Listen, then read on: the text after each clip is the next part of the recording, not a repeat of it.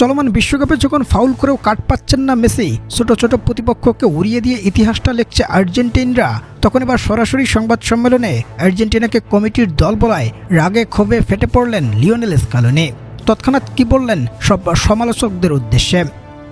গত বিশ্বকাপে আর্জেন্টিনারা চ্যাম্পিয়ন হওয়ার পর যে সমালোচনাটা উঠেছিল চলমান বিশ্বকাপে, সেটা আরও তীব্র আকার ধারণ করেছে আলজেরিয়া, জর্ডান কিংবা অস্ট্রিয়ার মতো দলগুলোকে প্রতিপক্ষ হিসেবে পাওয়ার পর।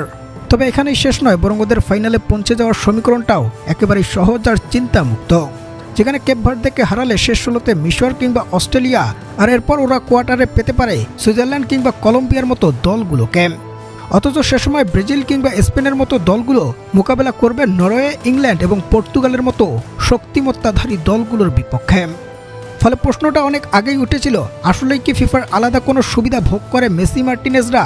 সেই সাথে সমালোচনাটা আরও তীব্র আকার ধারণ করেছিল মেসির সেই আলজেরিয়ার বিপক্ষে করা ফাউলকে কেন্দ্র করে, যেখানে ম্যাচ রেফারির নমনীয়তায় বেঁচে গেছিলেন মেসি। সব মিলিয়ে যেন এমন প্রশ্নের ভিত্তি রয়ে গেছে সমর্থকদের মনে।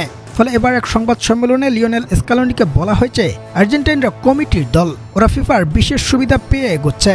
আর এমন প্রশ্নে এবার ক্ষোভ প্রকাশ করতে দেখা গেছে লিওনেল স্কালোনিকে। তৎক্ষণাৎ তিনি উত্তর দিয়েছেন, কোনো দল যখন একাধারে এভাবে জিততে থাকে তখন সমর্থকদের মাঝে কিছু কিছু আছে যারা এমন ভিন্ন মতামত দিয়ে থাকে। সেই সাথে আর্জেন্টিন প্লেয়ারদের সোশ্যাল মিডিয়া থেকে দূরে থাকতে বলেছেন স্কালোনি। তার মতে এইসব কথা সোশ্যাল মিডিয়ায় সমর্থকদের মনের ভাব, প্রকৃতপক্ষে যার কিছুই বাস্তবমুখী নয়, বরং ফিফার চোখে সব দলেই সমান অধিকার বহন করে থাকে। এছাড়াও লিওনেল স্কালোনি সংবাদ সম্মেলনটা শেষ করেছেন শেষ পর্যন্ত সোশ্যাল মিডিয়ার উপর সবকিছুরই দোষ দিয়ে।